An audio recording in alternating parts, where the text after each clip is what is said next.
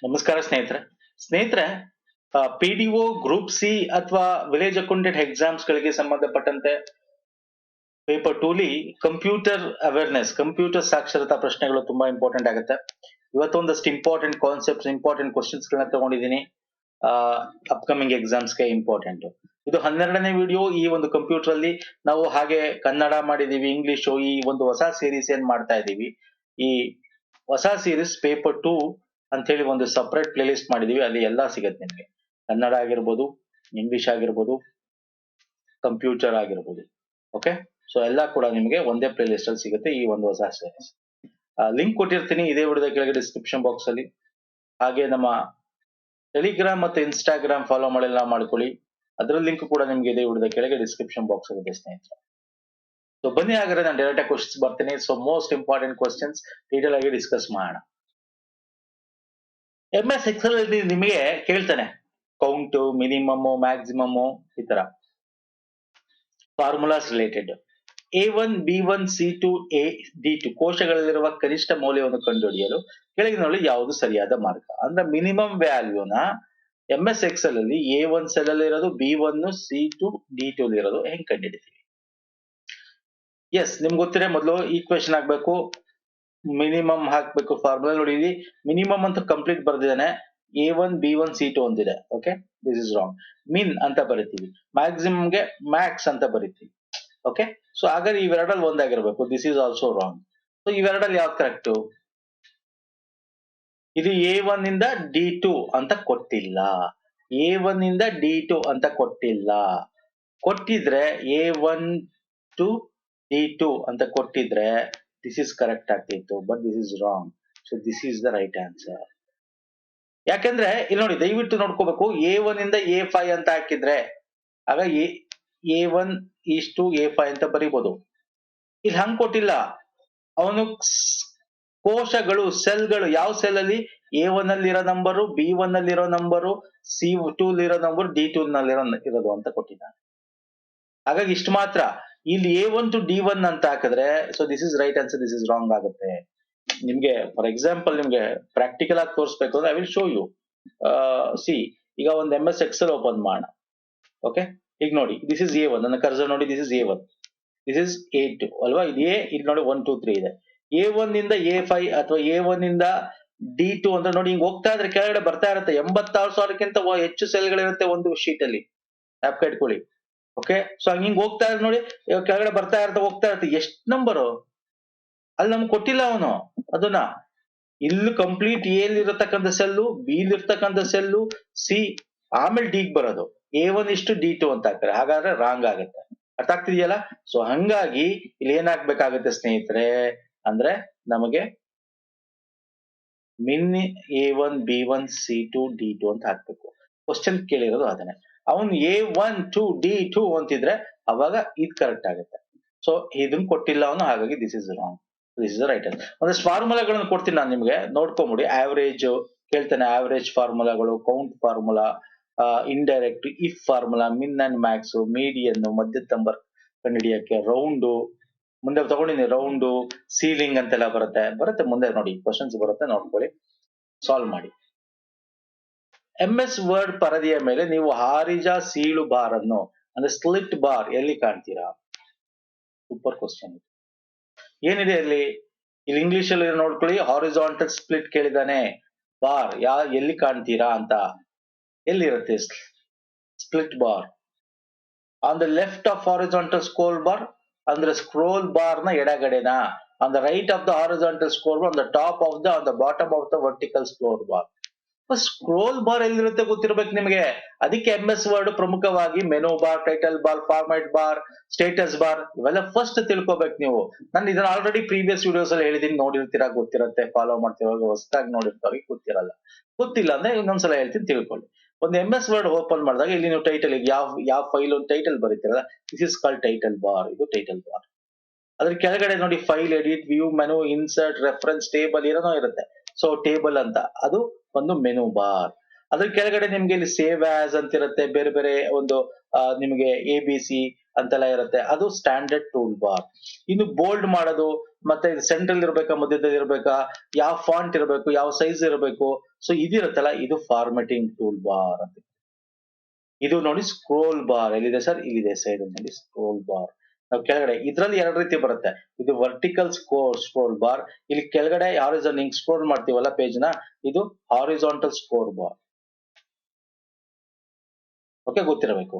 Cursor, ruler ಅಂತ ಕರಿತೀವಿ. ಇದು ರೂಲರ್ ವರ್ಟಿಕಲ್, ಇದು ಹಾರಿಜಾಂಟಲ್ ರೂಲರ್. ಅರ್ಥ ಆಗ್ತಿದೆಯಲ್ಲ? ಈಗ ಸ್ಕ್ರೀನ್ ಸ್ಪ್ಲಿಟ್ ಇಲ್ಲಿ ಏನ್ ಕೇಳಿದಾನೆ, ಹಾರಿಜಾಂಟಲ್ ಸ್ಪ್ಲಿಟ್. ಸ್ಪ್ಲಿಟ್ ಅಂದ್ರೆ ಇಷ್ಟೇ, ಒಂದು MS ವರ್ಡ್ ತಗೊಂಡ್ರೆ ಎರಡು ಪೇಜ್ 1 ಪೇಜ್ 2 ಸ್ಪ್ಲಿಟ್ ಮಾಡ್ಬೇಕು ನಾನು. ಅದಕ್ಕೆ ನಾವೇನ್ ಮಾಡ್ತೀವಿ, ಸ್ಕ್ರೋಲ್ ಬಾರ್ ಇರ್ತಕ್ಕಂತ ಸ್ಪ್ಲಿಟ್ ಅಂತ ಇಲ್ಲಿರುತ್ತೆ, ಸ್ಕ್ರೀನ್ ಸ್ಪ್ಲಿಟ್ ಅಂತ ಇಲ್ಲಿರುತ್ತೆ, ಸ್ಕ್ರೀನ್ ಸ್ಪ್ಲಿಟ್.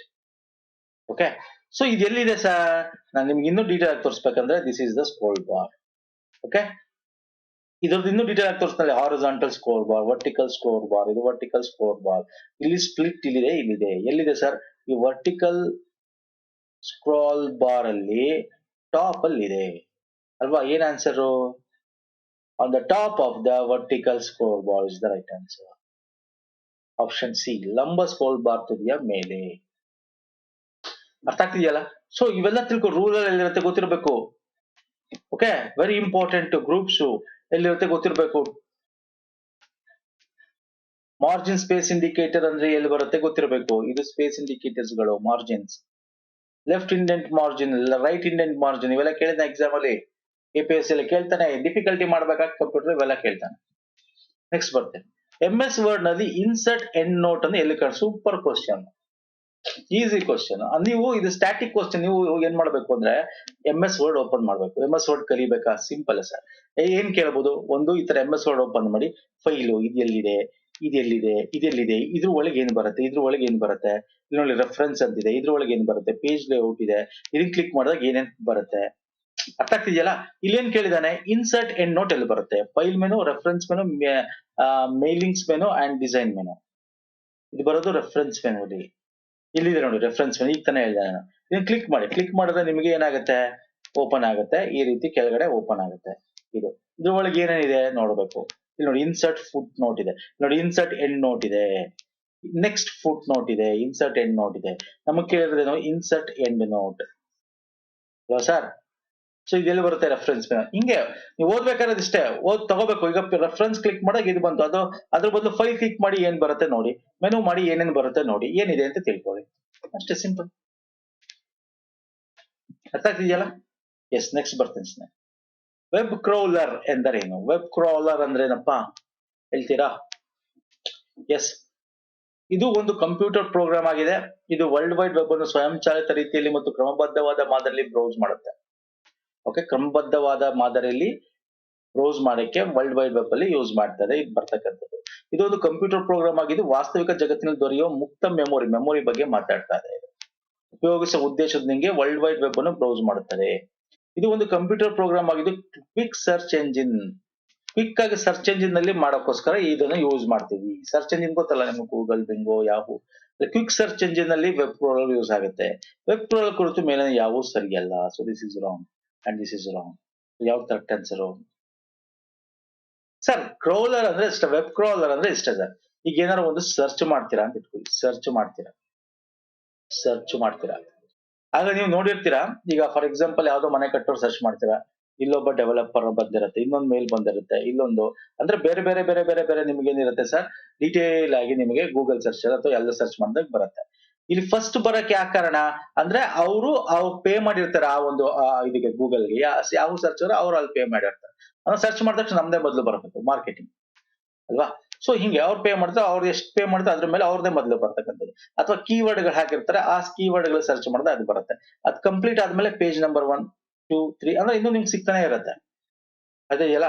ಸೊ ಹಿಂಗೆ ಸರ್ಚ್ ಮಾಡಿದಾಗ ಯಾವ್ದಾದ್ರು ಒಂದು ಸಬ್ಜೆಕ್ಟ್ ಬಗ್ಗೆ ಅಥವಾ ಯಾವ್ದಾದ್ರು ಒಂದು ಮೆಟೀರಿಯಲ್ ಬಗ್ಗೆ ನಿಮ್ಗೆ ತುಂಬಾ ಇನ್ಫಾರ್ಮೇಶನ್ಸ್ ಬರುತ್ತೆ. ಓಕೆ, ಅಂದ್ರೆ ಏನರ್ಥ, ಒಂದಕ್ಕೊಂದಕ್ಕೂ ಲಿಂಕ್.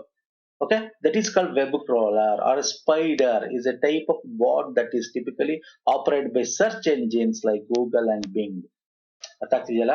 ಸೊ ಕಂಪ್ಲೀಟ್ ಈ ತರ ಇನ್ಫಾರ್ಮೇಶನ್ಸ್ ಕೊಡುತ್ತಲ್ಲ. So option 1 is the right answer. Option 1 is the right answer. That browse the world wide web in an automated manner and in an orderly fashion. Okay, ಅರ್ಥ ಆಗ್ತಿಲ್ಲ, ತುಂಬಾ detail ಬೇಕಾಗಿಲ್ಲ, just information ತಿಳ್ಕೊಳ್ಳಿ ಸಾಕು.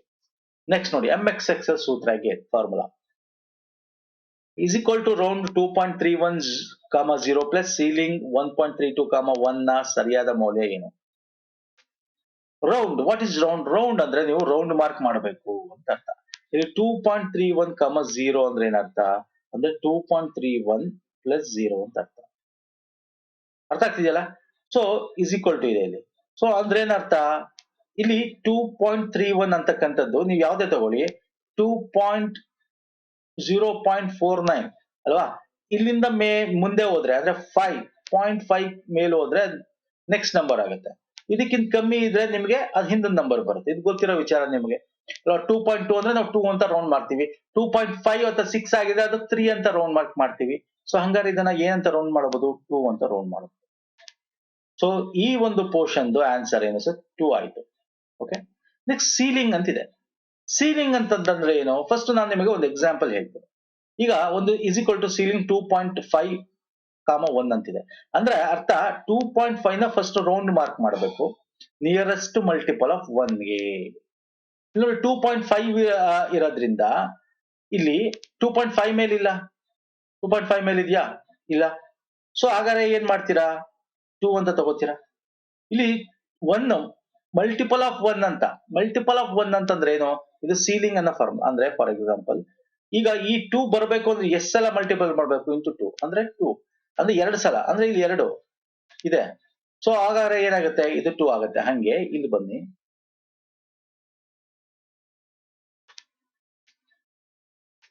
ಇಲ್ಲಿ ಬನ್ನಿ, ceiling ಅಂತಿದೆ 1.32, 1 ಅಂತಿದೆ. ಓಕೆ, ಅರ್ಥ ಆಗ್ತಿದೆಯಲ್ಲ? ಸೀಲಿಂಗ್ ಅಂತ ಕೊಟ್ಟಾಗ ಸ್ನೇಹಿತರೆ, ಇಲ್ಲಿ ರೌಂಡ್ ಅಂತಕ್ಕಂಥದ್ದು ಏನಿದೆಯಲ್ಲ, ಇಲ್ಲಿ ರೌಂಡ್ ಅಂತಕ್ಕಂಥದ್ದು ಏನಿದೆ, ಇಲ್ಲಿ ನಾನು ಇಲ್ಲಿ ಏನೋ ಹೇಳ್ದೆ, ಇಲ್ಲಿ ಸೀಲಿಂಗ್ ಅಲ್ಲಿ ಏನೋ ತಪ್ಪು ಮಾಡೋದು ಅನ್ಸುತ್ತೆ. ನಾನು ಇಲ್ಲಿ 3 ಹಾಕೋಬೇಕು, ಇದು 2 ಅಲ್ಲ. ಯಾಕಂದ್ರೆ ಇದು ರೌಂಡ್ ಅಲ್ಲ, ಇದು ಫಾರ್ಮುಲಾ ಸೀಲಿಂಗ್.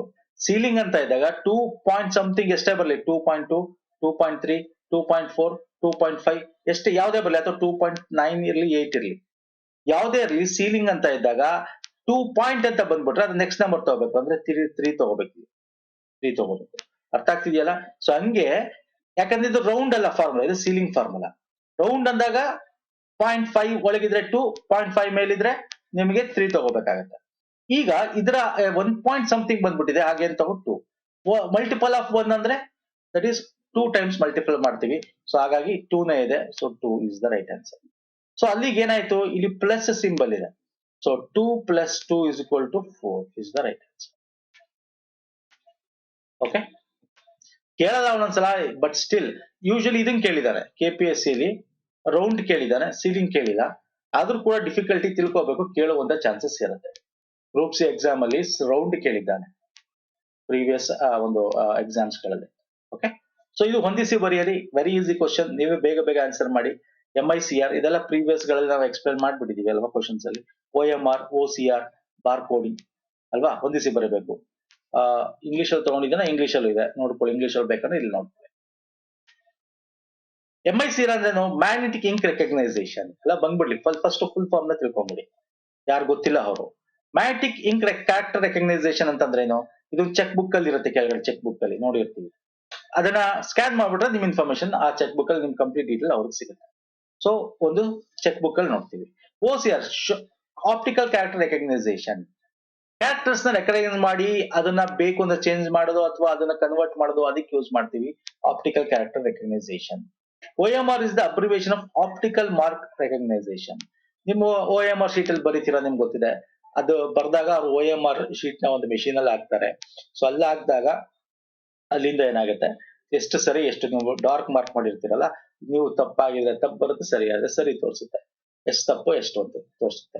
ಇನ್ನು ಬಾರ್ ಕೋಡ್ ಬಗ್ಗೆ ನಿಮ್ಗೆ ಗೊತ್ತೇ ಇದೆ. ಈಗೆಲ್ಲ ನೀವು ಇದಕ್ಕೆ ಹೋದಾಗ, ಯಾವುದೇ ಅಂಗಡಿಗೆ ಹೋದ್ರು, ಎಸ್ಪೆಷಲಿ ಸೆಮಿ ಸೂಪರ್ ಮಾರ್ಕೆಟ್ಸ್ ಎಲ್ಲ ಹೋದ್ರು, ಬಾರ್ ಕೋಡ್ ಅಲ್ಲಿ ಸ್ಕ್ಯಾನ್ ಮಾಡಿ ಟಕ್ ಅಂತ ಬಿಲ್ ಕೊಡ್ತಾರೆ. ಸೊ ಇಲ್ಲಿ ಇನ್ಫಾರ್ಮೇಶನ್ಸ್ ಇರುತ್ತೆ, ಸ್ಪೇಸಿಂಗ್ ಇರುತ್ತೆ, ಸ್ಮಾಲ್ ದೊಡ್ಡದು, ಆಲ್ಫಾ ನ್ಯೂಮರಿಕಲ್ ಇರುತ್ತೆ, ಆಲ್ಫಾ ನ್ಯೂಮರಿಕ್ ಅಂತ ಕರಿತೀವಿ ಅಲ್ವಾ, ಇವೆಲ್ಲ ಗೊತ್ತಿರ್ತಕ್ಕಂಥದ್ದು. ಸೊ ಇದನ್ನ ಇನ್ಫಾರ್ಮೇಶನ್ ಇಟ್ಕೊಂಡು ಜಸ್ಟ್ ಓದಿ ಗೊತ್ತಾಗುತ್ತೆ ನಿಮ್ಗೆ.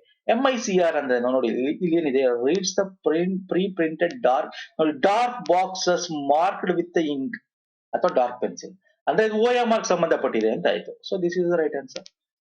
MICR ಇದೆ ನೋಡಿ, recognise the character printed on a document using magnetic ink. ನೋಡಿ magnetic ink full form MICR, magnetic ink character recognition ಅಂತ ಕರಿತೀವಿ. ಸೊ 1 ಮತ್ತೆ 2 ಗೆ 2 ಮತ್ತೆ 1 ಅಂದ್ರೆ ಇದು ಇವೆರಡಲ್ಲಿ ಒಂದಿರಬೇಕು. This is wrong. OCR ಇದೆ ನೋಡಿ, OCR ಎಲ್ಲಿದೆ ಇಲ್ಲಿ ನೋಡಿ, ಇದು reads a image and convert into a set of 0 1 ಇದೆ. Reads a small bar varying thickness spacing. ನೋಡಿ thickness spacing, this is the right answer and this is the right answer. Sorry thickness spacing ಅಂದ್ರೆ ಏನು, bar code. ಈಗ ತಾನೇ ಹೇಳಿದೆ ನಾನು ನಿಮಗೆ, thickness spacing ಇರುತ್ತೆ ಆಲ್ಫಾ ನ್ಯೂಮರಿಕ್ ಅಂತ. ಎಸ್, ದಿಸ್ ಇಸ್ ಹೀಗೆ ಆಪ್ಷನ್ 3. ಸೊ ಅಂದ್ರೆ ಯಾವ್ದು correct answer, option 3 is the right answer and this is wrong. ಅರ್ಥ ಆಯ್ತಲ್ಲ? ಸೊ ಯು ಶುಡ್ ಕನ್ನಡ ನಿಮ್ಗೆ ಅರ್ಥ ಆಗ್ಲಿಲ್ಲ ಅಂದ್ರೆ ಇಂಗ್ಲಿಷ್ ಅಲ್ಲಿ ಓದಿ, ಅಲ್ಲೇ ನಿಮ್ಗೆ ಸಿಕ್ಬಿಡುತ್ತೆ. ಕೀವರ್ಡ್ಸ್ ಗಳಿರ್ತವೆ, ಫುಲ್ ಫಾರ್ಮ್ ಗಳು ನಿಮ್ಗೆ ಗೊತ್ತಿದ್ರೆ ತಕ್ಕಂತ ಐಡೆಂಟಿಫೈ ಮಾಡ್ಬೋದು. ಎಸ್, ನೆಕ್ಸ್ಟ್ ಬರ್ತೇನೆ ಸರ್. ಈ ಕೆಳಗಿನ ಪ್ರೋಗ್ರಾಮ್ ನಲ್ಲಿ ಯಾವುದು ತಾನು ನಿಜವಾಗಿ ಮಾಡುತ್ತಿರುವುದನ್ನು ಇನ್ನೊಂದು ಎಂಬಂತೆ ತೋರಿಸುತ್ತದೆ. ಕಂಪ್ಯೂಟರ್ ವ್ಯವಸ್ಥೆಯಲ್ಲಿ ಹಿಂಬಾಗಿಲನ್ನು ಸಜ್ಜುಗೊಳಿಸಿ ತನ್ಮೂಲಕ ಅಕ್ರಮ ಪ್ರವೇಶ ಮಾಡುವುದರಿಂದ ನಂತರ ಪ್ರವೇಶವನ್ನು ಪಡೆಯುವಂತೆ ಮಾಡುವುದು. ಅಂದ್ರೆ ಬ್ಯಾಕ್ ಡೋರ್ ಇಂದ ಎಂಟ್ರಿ ಆಗಿ ನಿಮ್ಮ ಇದನ್ನ ಕದಿಯತಕ್ಕಂಥದ್ದು ಏನು, ಸಿಂಪಲ್ ವರ್ಡ್ ಅಲ್ಲಿ ಹೇಳ್ಬೇಕಂದ್ರೆ ಡೀಟೇಲ್ ಆಗಿ ಕೊಟ್ಟಿದ್ದಾನೆ ಅಷ್ಟೇ. ಬ್ಯಾಕ್ ಡೋರ್ ಎಂಟ್ರಿ ಕಂಪ್ಯೂಟರ್ ಅಲ್ಲಿ ನಿಮ್ದೆಲ್ಲಾನು ಕದಿತಕ್ಕಂಥದ್ದನ್ನ ಏನಂತ ಕರಿತೀವಿ, ಮಲೇಷಿಯಸ್ ಪ್ರೋಗ್ರಾಮ್ ಅಂತ ಏನ್ ಕರಿತೀವಿ, ವೈರಸ್ಗಳು ಅಂತ ಏನ್ ಕರಿತೀವಿ. ಕೀ ಸ್ಟ್ರೋಕ್ ಲಾಗರ್ ಇದೆ, ಕಂಪ್ಯೂಟರ್ ಫಿಶಿಂಗ್ ಇದೆ, ಟ್ರಾಜನ್ ಹಾರ್ಸ್ ಇದೆ, ಸ್ಪ್ಯಾಂಪಿಂಗ್ ಇದೆ. ಕರೆಕ್ಟ್? ಸ್ಪ್ಯಾಂಪಿಂಗ್ ಅಂತೂ ಅಲ್ಲ, ಕೀ ಲಾಕ್ ಲಾಗರ್ ಅಂತೂ ಅಲ್ಲ, ಕಂಪ್ಯೂಟರ್ ಫಿಶಿಂಗ್ ಇರ್ಬೇಕು, ಟ್ರಾಜನ್ ಹಾರ್ಸ್ ಇರ್ಬೇಕು. ಯಾಕಲ್ಲ? ಕೀ ಲಾಕ್ ಸ್ಟ್ರೋಕ್ ಟ್ರಾಗರ್ ಅಂದ್ರೆ ಬೇಡ, ಎಲ್ಲ ಹೇಳ್ತೀನಿ, ಎಲ್ಲ ಡಿಸ್ಕಸ್ ಮಾಡಿ. ಸ್ಪ್ಯಾಮ್ ಅಂತೂ ಅಲ್ಲ, ನಿಮ್ಗೆ ಗೊತ್ತಿದೆ, ಸ್ಪ್ಯಾಮ್ ಇಸ್ ಡಿಫ್ರೆಂಟ್. ನಾವು ಇಮೇಲ್ ಬೆಲ್ಲ ಮಾಡ್ಬೇಕಾದ್ರೆ ಓದಿದೀವಿ ಸ್ಪ್ಯಾಮ್ ಅಂದ್ರೆ ಏನು ಅಲ್ವಾ. ಇಲ್ಲಿ ಮಾಲ್ವೇರ್, ಮಲೇಷಿಯಸ್ ವೇರ್ ಅಂತ ನಾನು ಹೇಳಿದೆ ನಿಮಗೆ. ವೈರಸ್, ವರ್ಮ್, ರ್ಯಾನ್ಸಮ್ ವೇರ್, ಟ್ರಾಜನ್ ಇವೆಲ್ಲ ಮಲೇಷಿಯಸ್ ವೇರ್. ಈ ಫಿಶಿಂಗ್, ಈಗ ನೋಡಿ, ಈಗ ಟ್ರಾಜನ್ ಹಾರ್ಸ್ ಅಂದ್ರೆ ಇಷ್ಟೇ, ನಿಮಗೆ ಮೇಲ್ ಕಳಿಸ್ತಾರೆ, ಅದ್ರಲ್ಲಿ ಅಟ್ಯಾಚ್ಮೆಂಟ್ ಇರುತ್ತೆ.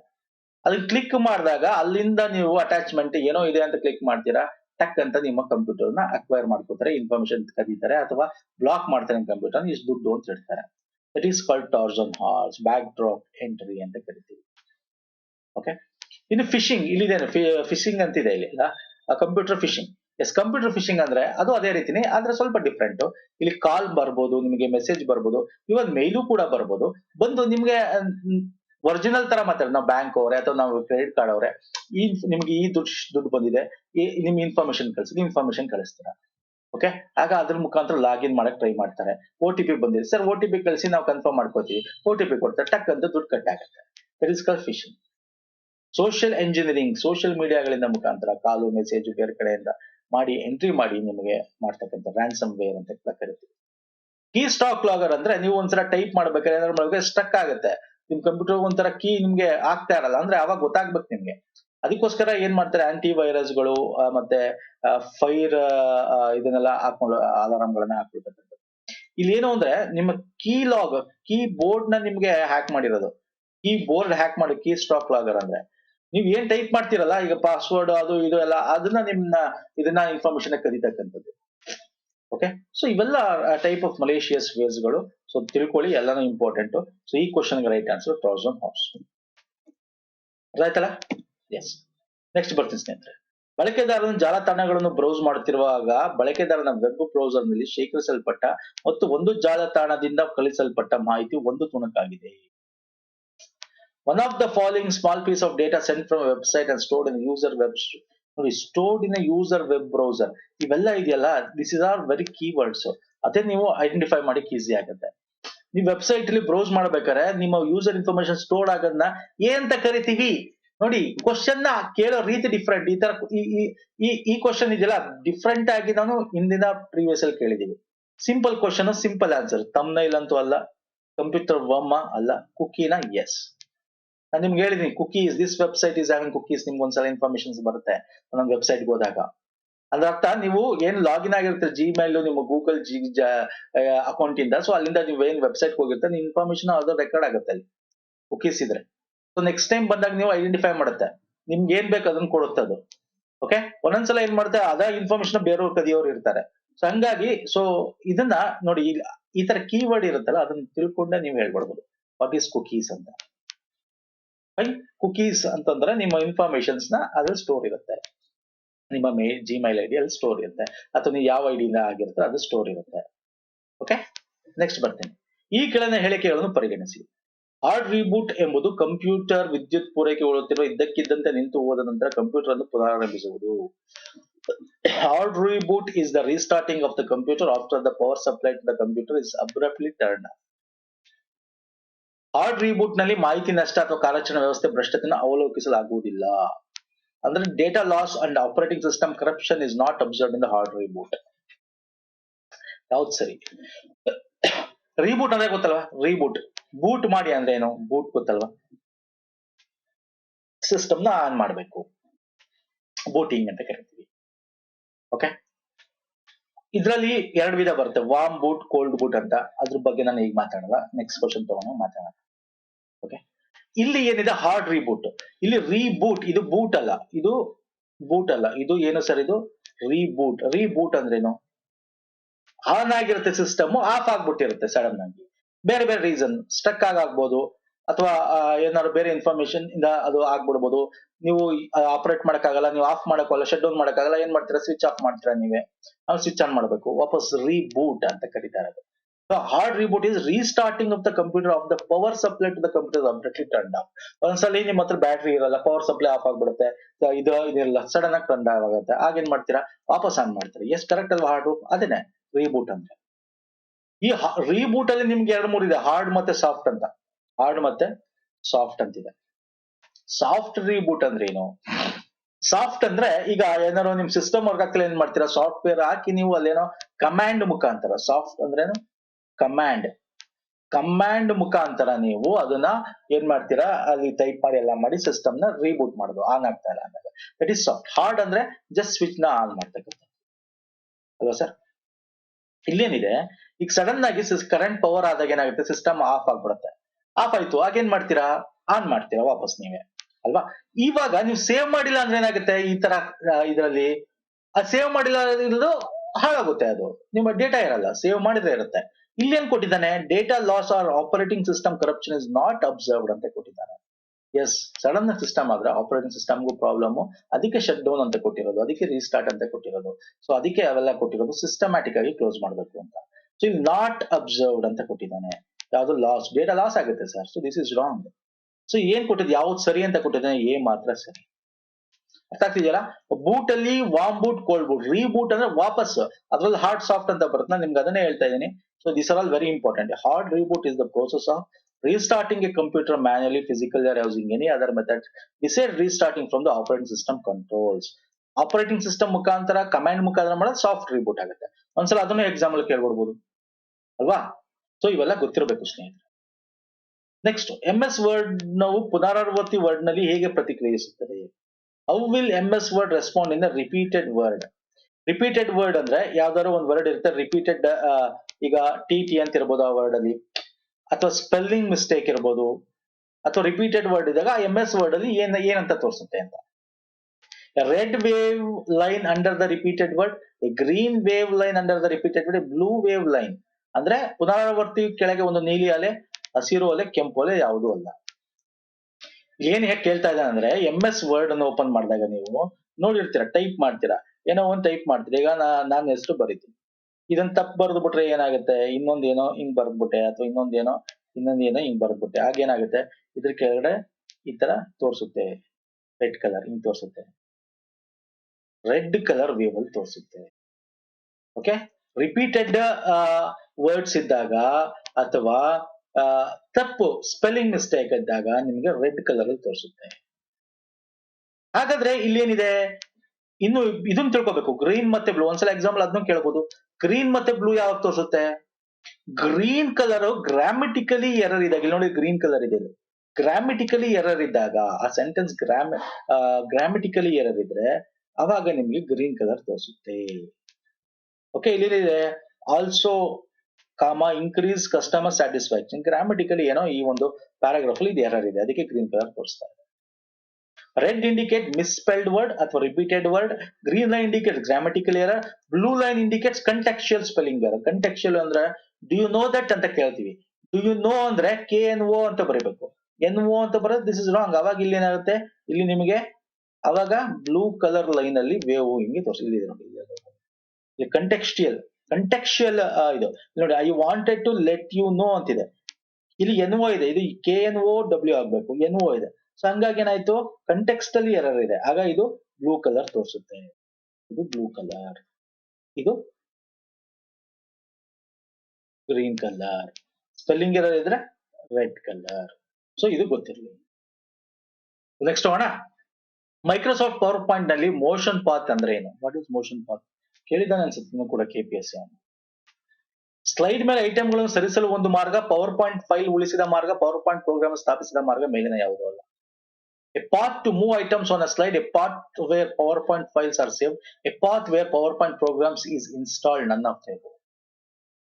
ನೋಡಿ, ಮೋಷನ್ ಪಾತ್ ಅಂತಕ್ಕಂಥ ಪವರ್ ಪಾಯಿಂಟ್ ಅಲ್ಲಿ ಈಗ ನಿಮ್ಗೆ ನಾವು ಆನಿಮೇಷನ್ ಹೋದ್ರೆ ಏನಾದ್ರು ಒಂದು ಇಮೇಜ್ ಅಥವಾ ಏನಾದ್ರು ವರ್ಡ್ ಬರ್ದಿರ್ತೀರ, ಅದು ಒಂದ್ ರೀತಿ ನಿಮ್ಗೆ ಹಿಂಗ್ ಬರ್ಬೇಕು, ಹಿಂಗ್ ಬರ್ಬೇಕು, ಹಿಂಗ್ ಬರ್ಬೇಕು, ಆನಿಮೇಟೆಡ್ ಆಗಿ ಬರ್ಬೇಕು. ಸೊ ಒಂದಷ್ಟು ಪ್ರೀ ಆನಿಮೇಟೆಡ್ ಕೊಟ್ಟಿರ್ತಾನೆ, ಲೈನ್ಸ್ ಆಗಿ ಮೋಷನ್ ಪಾತ್ಸ್ ಅಂತ ಇದೆ ಅದರಲ್ಲಿ. ಇದ್ರಲ್ಲಿ ಹೋದ್ರೆ ನಿಮ್ಗೆ ಶೇಪ್ಸ್ ಇರುತ್ತೆ, ಮೋಷನ್ ಪಾತ್ ಇರುತ್ತೆ. ಅಲ್ಲಿ ಮೋಷನ್ ಪಾತ್ ಅಂದ್ರೆ ಯಾವ ರೀತಿ ಬರ್ಬೇಕು, ಲೈನ್ ರಥ ಬರ್ಬೇಕಾ, ಹಿಂಗ್ ಆರ್ಕ್ ರೀತಿ ನಿಮ್ಮ ವರ್ಡ್ಗಳು ಇಮೇಜ್ಗಳು ಬರ್ಬೇಕಾ, ಟರ್ನ್ ಮಾಡ್ಕೊಂಡ್ ಬರ್ಬೇಕಾ, ಶೇಪ್ಸ್ ಅಲ್ಲಿ ಬರ್ಬೇಕಾ, ಲೂಪ್ಸ್ ಅಲ್ಲಿ ಬರ್ಬೇಕಾ. ಸೊ ಈ ತರ ಒಂದು 2, 3, 4, 5, 6 ರೀತಿಯಾದ ಒಂದು ಏನೋ ಅವನೇ ಕೊಟ್ಬಿಟ್ಟಿದ್ದಾನೆ. Lines, arc, turn, shape, loops, custom path ಅಂತ ಹೇಳಿ. ಓಕೆ, ಇದನ್ನ ಇಟ್ಕೊಂಡು ನೀವು ಅದನ್ನ ಕಸ್ಟಮೈಸ್ ಮಾಡ್ಕೋಬಹುದು. It is called motion path. ಅಂದ್ರೆ ಮೂವ್ಮೆಂಟ್ ಅಂದ್ರೆ ಏನಿದೆ, a path to move items on a slide.